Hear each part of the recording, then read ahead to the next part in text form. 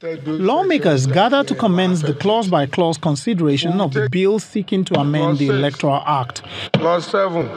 The bill is coming back after President Muhammadu Buhari declined assent to it for the third time. Section 18. After a short introduction by the chairman of the House Committee on Electoral Matters, the clause-by-clause consideration of the bill commences.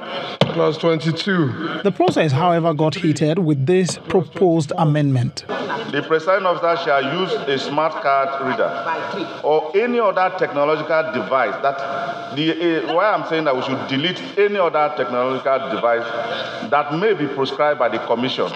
Let us leave only card reader. Yes. Before they bring German food. We should not foreclose that there is development that can take place within the Nigerian context or outside what that can give you a better result of what you want, provided it's going to give you the result of what you want.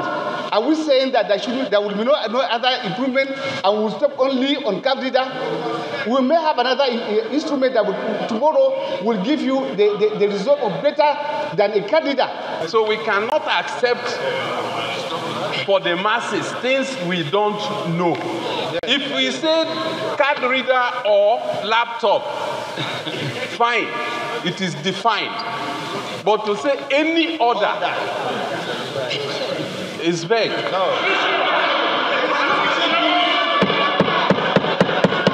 The debate dragged for over 30 minutes and finally a vote was taken. Those in support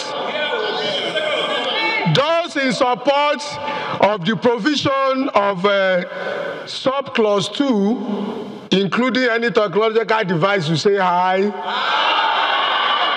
Those against say nay. The ayes have it.